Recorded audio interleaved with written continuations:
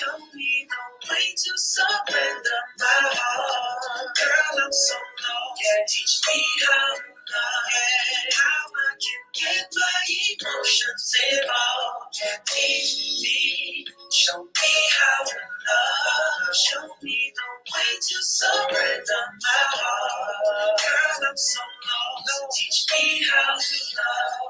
How I can get my emotions involved. Welcome to Faith at 555.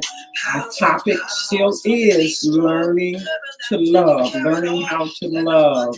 This is the month of February, and today is the 15th, the day after Valentine's Day. Some of you may have hated yesterday, some of you may have loved yesterday, and some of you may not have been affected one way or another. Let's talk about our love language today. 5 love languages. Maybe they did not speak your language on yesterday. Your love language. Do you know what your love language is? There are 5 love languages according to Gary Chapman. 5 love languages. I gave you some books. I referenced some books on yesterday that you can read up on to educate yourself in the language of love. Today and the rest of this week, we're going to talk about the 5 love languages. What is your love language? Do you know it? Or this is an opportunity to find out what your love language is and to share it with other individuals. Hello, Callaway Carol. Go ahead and tag someone. Go ahead and text someone. Like, share, and subscribe. You know the routine. Like me if you haven't liked me already. I love you. Share so other individuals can be educated. It feeds my educational background as an educator on the religious side and secular side. And subscribe. Every time I go live, you can follow me. Whether it's 3 a.m., 12 midnight, 5 a.m.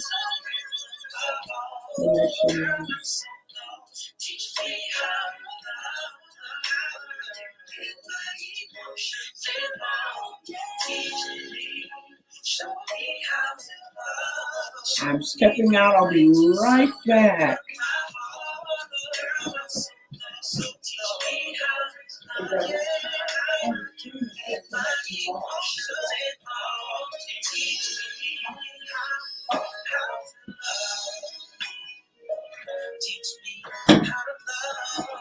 Okay, I am back, and there you are. Hello, hello, hello. How was your Valentine's Day? How was your Valentine's Day, or was it mediocre? Was it great? Was it awesome? Was it an opportunity, or was it filled with pain? Let's talk about it and let's be made whole, spirit, soul, and body. Let's live up to the mission of this nonprofit, healing the whole person, spiritually, physically, and emotionally. It's about healing. It's about wholeness. There's nothing you cannot overcome so that you can have a great, great life. So this is the place for faith, and this is the place for healing. We want you to be healthy physically, healthy spiritually, healthy emotionally. Therefore, every time I go live, Faith at 555, I'm aiming at healing the whole person, which is the name of this nonprofit, incorporated since 1999, to heal the whole person. Salvation is not a cure-all. You can be saved, but mentally sick, emotionally dead and need a resurrection. You can actually have all kinds of physical abnormalities and still be saved whole spiritually. We're made as 3-part beings, so we have to work on all 3 parts. That's my aim, that's my goal, and we are going to accomplish that with your help. Thanks for joining me, and thanks for sharing. For those that have shared, hi Cheryl, Panama City, Florida. My love language has changed as I have aged. I agree with you. Mine has also, and many individuals that didn't know their love language are just discovering their love language, and that's okay too. You're never too old to learn. I believe in continuing education. Apostles Anthony and Claudia Hunt, Rochester, New York. How is it up there with the polar bears? Is it freezing, snowing? Are you cuddling up and loving up on each other and keeping each other warm? How was your Valentine's? Mine was awesome. Thanks for the wonderful recipe that you gave that little chef here who made me a wonderful Valentine dish so I didn't have to beat my way into any restaurant and take off my mask and risk catching the virus just to get a meal. That recipe that you shared with Nona Allen made my taste buds dance. Literally brought tears to my eyes. What great food. Thank you for that gift. Apostles Anthony and Claudia Hunt, Rochester, New York. Monica, good evening in Virginia. What's the temperature there? What's the emotional temperature, spiritual temperature? What is the temperature? How is it affecting your body physically on the outside? What's the temperature? Sherry Webb, so nice to see you again. Thank you for joining me. Carol said her Valentine's Day was great. Of course, did you and your husband go dancing? Were you dancing in the living room? I won't ask about the bedroom, Carol. In the kitchen, various parts of the house. I know that you had an awesome, what did you do on Valentine's? In case you want to share it with us. Hola, Orla Blanc, Panama City, Florida. How are you and Miss Daisy? How did everything go for the both of you? Did you go out to Bonita Bay and walk around? Or what did you do on Valentine's Day? Did Miss Daisy have a great Valentine's Day? Did she have a date? Did you take her for a play date with another friend? Share it with us if you like. Dorothy McMullen, thank you for the beautiful card. Thank you for the gift, the monetary gift that you sent. Thank you for making my Valentine's Day a great Valentine's Day. I appreciate it. Love, love, love you. Thank you for revealing your heart, which really touched my heart. Dorothy McMullen Quincy. While we're waiting on some other people to join us, guys, go ahead and put in the chat what your love language is. If you know what your love language is, go ahead and add that to the chat. Share with us about your Valentine's Day if you want to.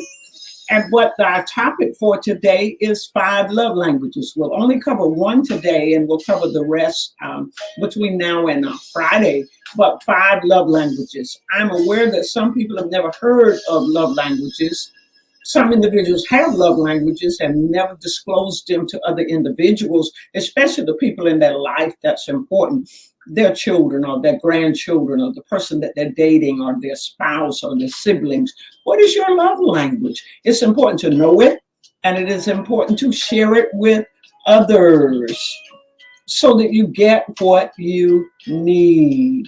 Are you getting what you need by sharing your love language? What do you need them to do? What is that language? So go ahead and add that in the chat as others join us for today, the 15th, which is triple grace. 5 is grace in the mighty hand of God. The 15th is complete grace. 3 times 5. 3 is the number of completion. 5 is grace. So complete grace. We're on the 15th day of the month of February, the 2nd month in the year, and we're almost out of February. At least we're past the halfway mark. So what is your love language? Carol Crooms, my husband cooked dinner for us. Okay, thank you for sharing your Valentine's experience with us, Carol. Callaway Carol, my husband cooked dinner for us, and we ate and watched a movie on television. How nice. It never gets old. It's all about the two of you. And as you age, I'm glad that you're still loving up on each other. Thank you for sharing your Valentine's experience with us, Valentine's Day experience with us, Carol. Anybody else want to share? Good evening from Columbia, South Carolina. Yasha Beckton, always glad to see your name. Thank you for joining us for Faith at 555, where we're keeping you filled with faith, swallowing that faith, moving and living and breathing in faith. We walk by faith and not by sight. So thank you for joining us. Monica Hines said Valentine's Day ate heart-shaped pizza with hubby and kids. Oh, that is so nice. I love that. I bet the kids love that as well. So it was a good example for the children, including them in the celebration, as well as representing the heart and heart issues and heart matters. And we're going to cover a lot of that before this month ends, heart issues and heart matters, but helping them to recognize what the world recognizes, that heart, the shape of that heart, representing Valentine's Day. So that's so nice. Monica Hines, thank you for sharing your experience with us. Hello, Rachel. More of Rachel. Rachel Moore, Macon, Georgia. I treated my parents to a lobster dinner for Valentine's Day. Awesome. What a great daughter. Making sure that their parents celebrate Valentine's Day by treating them to a lobster dinner, not red lobster, to a lobster dinner. That is a 5-star dinner. What a great daughter. And that's nice that you remembered your parents on Valentine's Day. A lot of kids remember, and a lot of kids do not, and especially grandkids. While I'm waiting on the rest of you to put your experiences in there, I'm also going to share Ora LeBlanc, Panama City. That's hilarious. We just stayed safe and warm. Oh, she's commenting on what I said about her and Miss Daisy. They stayed safe and warm. Well, that's still good. You cuddled up with your pet, and your pet cuddled up with you, your pet puppy, and that's always good. So you both had a great Valentine's Day.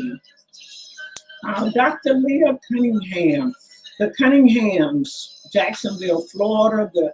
I still call them the newlyweds, just barely over a year, but they're still newlyweds. Good evening to you. My husband took me out for fine dining. Oh, wow, yes, that's a nice restaurant. I've been to Ruth Chris restaurant on the river. I've been to that very exact one, as well as a couple of other Ruth Chris restaurants on the river. They are pricey, so that is fine dining.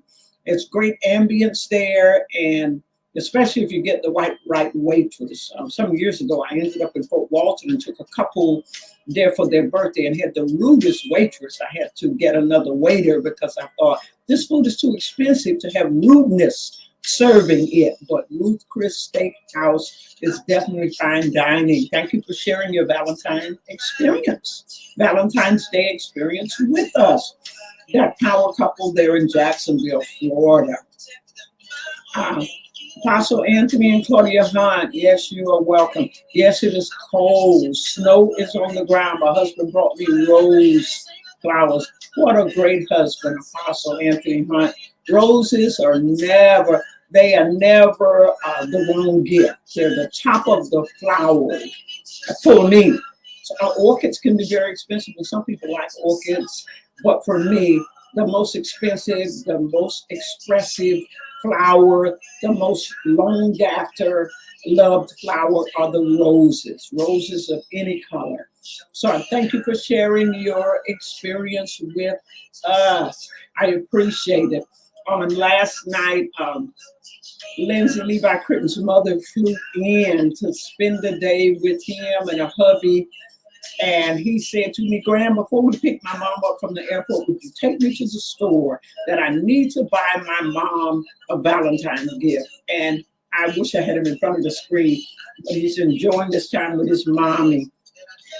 But he bought her the cutest little mug with a little stuffed animal on the inside of it, picked out his own little card, wrote notes on the card and on the envelope. And the second that she walked to the car after, when we picked her up at the airport, he swung the door open and said, Happy Valentine's Day, Mommy.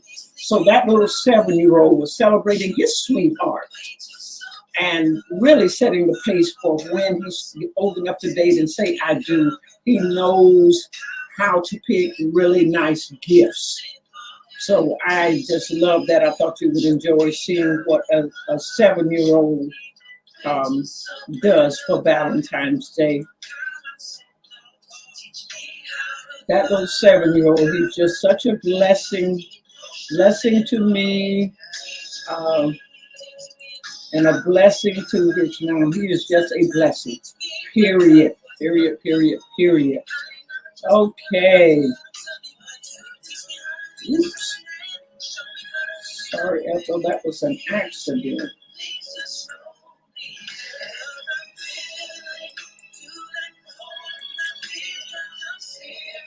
I accidentally did that and I don't know how to change it.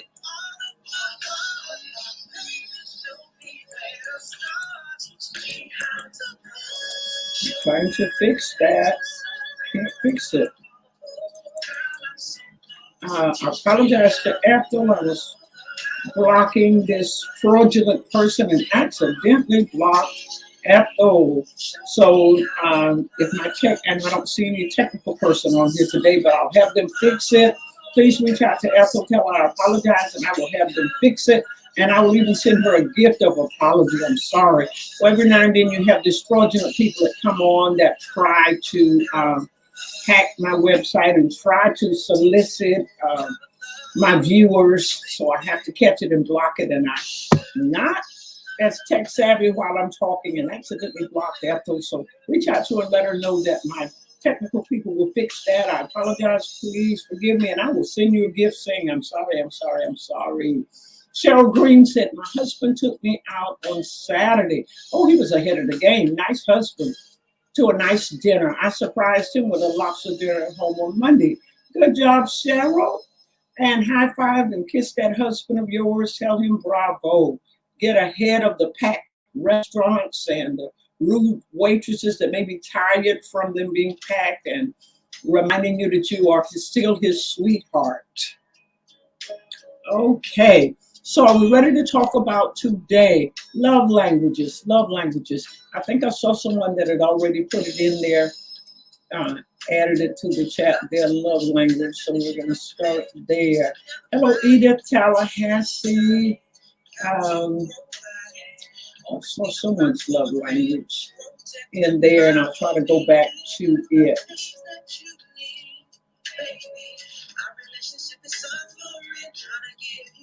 Okay, there we are. Cheryl said, my love language has changed as I have aged.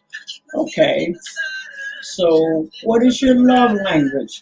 Do you know your love language? What is your love language? Various individuals. Love language. The one that we're going to talk about today is words of affirmation. Words of affirmation. Quality time, gifts, and acts of service, physical touch. Which of these is your primary love language? Words of affirmation, quality time, gifts, acts of service, or physical touch. Right?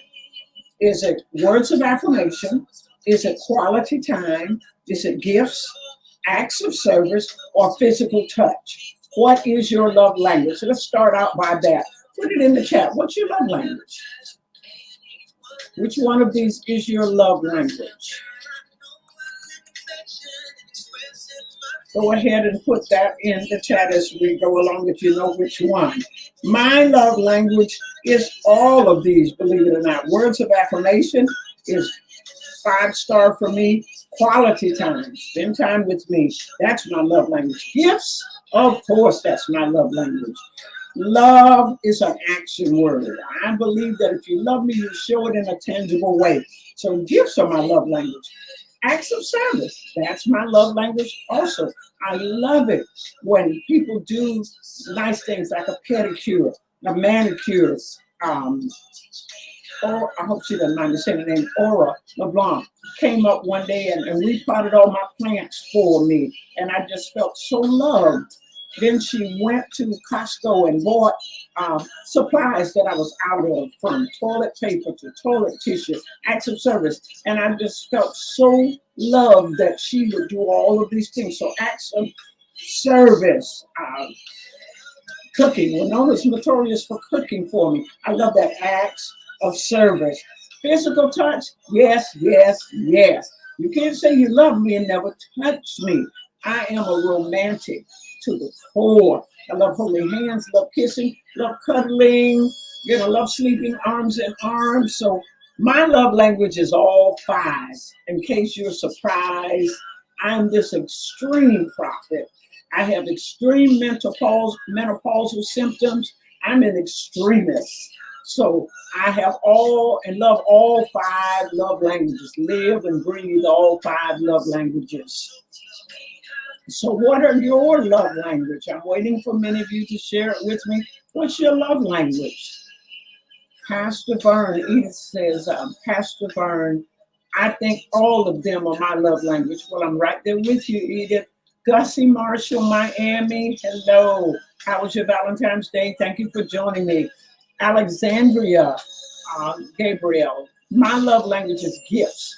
I love to give and I love to receive. That's good, Alexandria. I love giving gifts. Love, love, love. Giving gifts makes me just as happy as receiving them. In fact, I'm so elated over giving. Many times my daughter had to say to me or my son, hey, they didn't even say thank you. I'm so elated over giving, I didn't even notice that he didn't say thank you, because that's my language of love. I love doing things, acts of service, and I love giving of my time, giving of my money to people. So I love that. That's good, Gabriel. Rachel more Rachel. Macon said quality time is her love language. Yesha Beckton, words of affirmation, okay? Monica Hines, acts of service and quality time. Patricia Reynolds, all 5 love language. I'm right there with you, Patricia, but we're not thumbing our nose at anybody that does not embrace all 5. If yours is just 1, that's fine. That doesn't make you wrong. If yours is 3 or 2, or if yours is like ours, all 5, it does not make you wrong. It's good to know your love language, and it's good to let other people know so they know how to show you love. Because what they may think shows you love may not show you love at all. It leaves you feeling unloved. So it's important to talk about it with siblings, with children, with grandchildren, with boyfriend, with girlfriend, with spouse, with co-workers, with roommates. What is your love language? Melanie McDonald, hi Mel, so glad you're back. Thank you for joining. My love language is also all 5. Good job, Mel, all 5. Carol, my love language. Melanie, Panama City. Carol, Callaway Carol, all 5 is her love language. Rachel, I am right now 5, quality time with the pack. Okay. Awesome. Well, kiss the pack, tell the pack I said hello. Thank you for joining. Yes, love matters. Words of affirmation and quality time, Dorothy Mullen Quincy said. Words of affirmation and quality time. So let's talk about words of affirmation today. And later on this week, we'll jump into the other 4. Words of affirmation. Love language number 1, words of affirmation. Psycholinguistics is the study of psycholinguistics is the study of the effect of language on personality. We have all been greatly influenced by the words we've heard through the years. We've been influenced negatively or positively by the words we've heard through the years. Some single adults grew up in a positive linguistic environment. They heard words that emphasized the pleasant, joyful, and beautiful aspects of life, and some did not. Others grew up in a more negative linguistic environment. Children who grow up in these contrasting environments will hear totally different vocabularies, resulting in vastly different personalities and behavior patterns. The ancient Hebrew proverb did not overstate the impact of words. The tongue has the power of life and death, is the ancient Hebrew proverb. The tongue has the power of life and death. Since words hold such influential power, it is understandable that words of affirmation would be one of the 5 fundamental languages of love. Single adults who grew up in a negative linguistic environment will probably have greater difficulty learning to speak words of affirmation. This will hamper your ability to speak words of affirmation if you grew up in a negative linguistic environment. Do you know anyone like that? Or maybe this is helping you to understand people around you and why they respond that way. For some, it will mean learning a whole new vocabulary while seeking to delete the negative words that so freely flow from their mouth. That's why some people are so good at verbal abuse, because all they've grown up in is a negative environment, a negative linguistic environment. So their language is negative, taking jabs. When you are looking for a compliment and they're taking a jab at you, what is that get up that you have on? What in the world is that on your face? Negative jabs. Could it be that this person grew up in a negative linguistic environment and they're having to relearn how to love, the words of affirmation, learn how to give words of affirmation? And why don't you suggest that to them, that they need to read their way into good health, study their way into good health, learn words of affirmation, rid themselves of negative linguistic environmental influences that they've gone through as a child. They don't have to stay the same way. You can learn how to love. You actually can learn, according to psychologists and psychiatrists, you can learn how to love in spite of the fact that you've never received love, you've never seen love, you didn't grow up in it. You can learn, so you're not stuck with where you grew up or what you grew up exposed to. You're not doomed or destined to remaining the same. You're capable of learning. So share that with someone that's looking for a cop-out, that they're giving you an excuse that I didn't see this, I didn't experience this. They can learn, just like they learn to speak, learn their numbers, learn their alphabets. They can learn to love. You're never too old. It is never too late. So don't give them a way out, but challenge them to learn.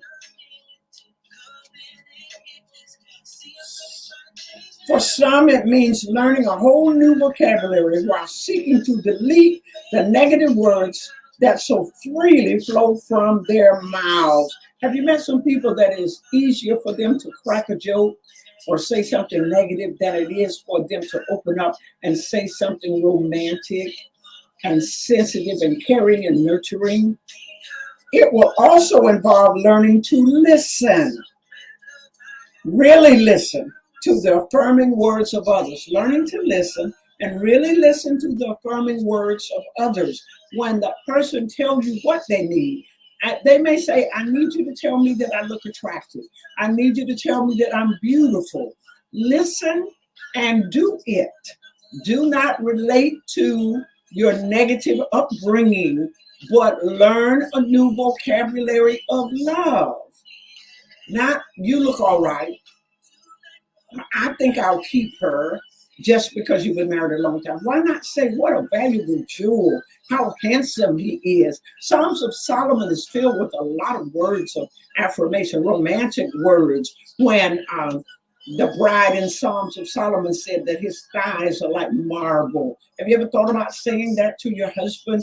Your thighs are like marble? Or Solomon said to the bride, your breasts, and he describes her breasts as roses or a roe of deer, and he gives very graphic descriptions in a very romantic tone. Songs of Solomon is a very romantic book. If you read it, all the swelling accolades and the romantic tones that Solomon speaks to the bride, and the bride talks about how she longs to see her lover. It's a love story, but it's a picture of Christ loving the church, and the church loving Christ, the church being the bride, Christ being the groom. It is a prefiguring, it's an Old Testament, it's a picture of things to come, but it's also a vivid picture of King Solomon and a queen and speaking to his lover. Where is the lover? And it talks about when she can hear him touching the doorknob, is turning the doorknob, and how it affects her body and how it arouses her. Read Songs of Solomon again. It's a great way to stir each other, even in a passionate way. And I'm talking to husbands and wives now, to stir the passion in you as you read Songs of Solomon. Let me make this clear from the onset.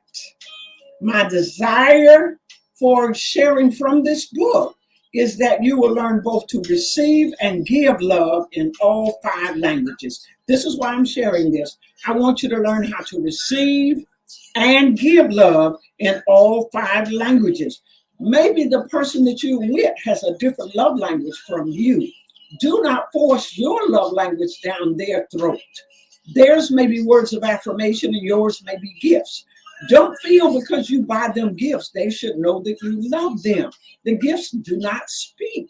Meet their love language. So I want you to learn all 5 love languages. Learn both to receive and to give, all 5 love languages. I'm assuming that those who take time to hear this teaching or even to read the book that I'm sharing from will desire to become better persons, to have better relationships, and to reach their potential of leaving a positive impact on the world. So I want you to have better relationships as you're sharing. Anthony LeBlanc, Tampa, good evening to you from Clearwater, Florida. Melanie says, there is nothing wrong with giving a person a compliment and making them feel good, especially if it's true. You're absolutely right. You shouldn't conjure up lies, but everybody, there should be something positive and something nice that you should say about each person. I noticed on My 600-Pound Life, I love watching that on, I think it's on TLC. And all of these individuals, male or female, all have a girlfriend or a boyfriend or a husband or a wife. So they found something attractive about that person, regardless of their weight. Some were 600, over 600, 800, 700 pounds, but they found nice things to say about the person. They found something attractive to them. So find something attractive. There are individuals that are cancer survivors that have lost all their hair and lost an extreme amount of weight and found the love of their life while they were going through chemo, while they were going through radiation. There are individuals that lost their limbs. There was a pastor many years ago, pastored in Levy Knox, I remember this name, in Mobile, Alabama. And he married a lady that he'd met that was in a wheelchair. And she was quadriplegic. He had to lift her, bathe her. She couldn't do anything for herself. Loved her, married her. And some years ago, she experienced a miracle. Through the love that he gave her, she was able to get up and walk. And they showed that on a video, that she was able to walk after many years of unable to walk. But he loved her. And I remember a prophet many years ago coming to our church. We called him an Italian prophet. I cannot think of his name. But when his wife was dying of terminal cancer, he shared he was a part of Full Gospel Businessmen. And he owned a store for many years in New York. And then they retired and moved to the South and bought a home there in Panama City. But he talked about how he took his wife home when she was diagnosed with cancer, terminal, and bathed her every day. He didn't let a CNA bathe her. He bathed her every day, put on her favorite perfume, which he mentioned, favorite powder, and held her until she took her last breath. Love. He didn't love her because of sexual favors. He didn't love her because she could cook, because she could run around. Even when she stopped talking, he loved her genuinely and completely, agape, unconditional love. And he showed his love to her up until she took her last breath. So love, what love looks like. My condolences to Apostle Frank Watkins, who lost one of his favorite sisters, Sheila. I knew her, talked with her many, many times. My condolences to her husband as well. They pastored, but she recently passed of stage 4 cancer.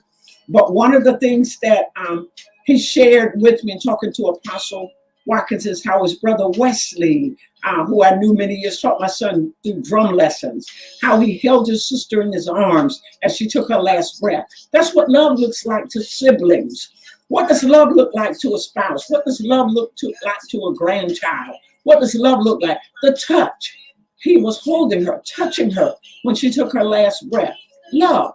Well, I don't know what her love language was or is, but apparently her brothers knew her love language. Apostle Watkins talked about how when his first wife passed, Clara, he was holding her in his arms up in the bed with her and asked her, did she see angels? That's what love looks like. When they take their last breath, they're taking it in your arms. So her love language, Clara, who I knew, I didn't know her love language wasn't necessarily romantic gestures. But Apostle Frank Watkins was a very romantic, I don't know what he is now, but a very romantic person. So we're talking about love language and love and what love looks like in a couple, in sickness and in health, until death do them part. What love looks like when you're dating. It's very, very important that you share your love language with that person that you're dating after you've done all your research to see if this person is capable of meeting your needs, or if this person has the right background to be paired with you. That's a previous episode. Go back and watch last week's episode. Do your research before your heart gets involved, so you're not in love with someone that will destroy you physically, spiritually, and emotionally. You don't want to fall in love with someone that's abusive, someone that will bankrupt you, that will fleece you financially, that unable or unwilling to meet your needs. But also talk about your love language. Ralph Marinacci, that was his name, Melanie. Thank you so much. Ralph Marinacci was his name. That held his wife, put on her favorite perfume. This prophet that shared, owned the store in New York for many years. But those were love stories that I remembered. And that was the first time I'd ever attended a funeral. They didn't bring the casket in the church. He had a picture of his wife there in the church, and people got up and talked about their fondest memories. And I remember it impacted me in such a way, I thought, this is what a funeral should be. I forgot that I was at a funeral, because he requested that every person that talked, that they didn't talk about the cancer and how sick she was, but they shared loving memories that they had with her, which made other people want to know her, that they shared about the love that she gave and the love that they gave to her and how she made them feel loved. So words of affirmation, those words of affirmation at her funeral thrilled me. It was the first funeral I've ever gone to that I could say, man, I enjoyed that. I love that. That's what I would love to have done. Instead of people crying, I didn't see anyone crying, including Ralph. He talked about how every second that they had together, he loved it, that he had no regrets. So words of affirmation, quality time, words of affirmation, touch, and acts of service are my love language, Dr. Leah said. Melanie, people thrive better in environments that are encouraging, especially children. That is correct, Melanie. People thrive better in environments that are encouraging. I remember when I ran the academy, I'm the founder and the principal, ran an academy for 20 years. And the bulk of the parents that brought their children to our academy that were failing in public school said their children thrived because we gave them very positive words of affirmation. We encouraged them. We made them believe in themselves. We built their confidence. We did not allow criticism, but we encouraged them and made them believe that they could achieve anything. And those individuals that their parents were certain, Jarvis doesn't mind me sharing this. His mom and dad said when they brought him from Atlanta that they didn't expect him to finish high school. He was a basketball celebrity, star of his team, but they didn't expect him to finish high school. We had him in our boarding school. Jarvis did not only finish high school, I took him to Thomas College and other colleges to try out, and Thomas College gave him a scholarship. I'm the one that drove him there and gave him a scholarship. He later ended up with a job at Thomas College coaching, and he's still a coach, believing in him. Love, words of affirmation made him achieve his potential. That's what many other students that achieved their potential that other people had given up on, teachers had given up on, schools had given up on. They just needed to be in a loving environment. So that makes a difference academically. Criticism can stifle your ability to think, to grow, to perform, to achieve your highest potential. So I hope today this helped you or blessed you, or we talked about words of affirmation and gave examples of words of affirmation, saying the right thing, saying the right thing. It is my sincere belief that learning to speak and understand the 5 love languages will help you reach your objectives, your goals, to maximize your potentials, that will bring out the greatness in you, that others will love being around you. So please share this. If you have not shared this with some individuals, tomorrow we'll talk about another one of the love languages. Tomorrow we'll get on, today was words of affirmation. And tomorrow we'll deal with the second love language, gifts. But if you have not given to this nonprofit, give to this nonprofit. All of your giving is tax deductible. You can write it off on your income tax. I want to pray for those individuals that were heartbroken. They had something devastating happen to you on yesterday. I'm praying for healing. Lord, heal the brokenhearted. Heal those individuals that felt unloved, that felt devastated, that had horrendous things happen to them, whether it was by the hands of the person that's supposed to be their spouse or the boyfriend or fiance or girlfriend, or whether it was at the hands of their children or their grandchildren. Healing is the children's bread. We ask you to heal. We ask you to deliver them from toxic relationships that helped them or made them feel bad about themselves. We thank you for deliverance. We thank you for healing in advance. Open their eyes to see their worth, to see their value, and let them love themselves. Teach them to love themselves enough to get out of toxic relationships, to get away from toxic, harmful, verbally abusive, and physically abusive people. Let them love themselves enough that when loving others is hurting them, that they stop loving those people that hurt them, but instead give them into the hands of God and remove themselves from the situation. In Jesus' name we pray. Amen and amen. Thank you for joining me. Yes, this has truly helped me, Melanie said. Thank you for joining me. I love you with the love of my Lord. Don't forget to show love to other individuals. Find out their love language and utilize their love language to make them feel love. If you have not shared this episode, share it so that others can learn, others can be educated, other people can change. When you know better, you can do better. The words of my therapist, which I utilize on a daily basis. Don't beat yourself up over what you didn't know. But now that you know better, you can do better. I love you with the love of my Lord. Give yourself a big hug from me until I see you. Squeeze yourself real, real tight. And when I see you, I will do it after we get past this pandemic. Have a good evening. Bye.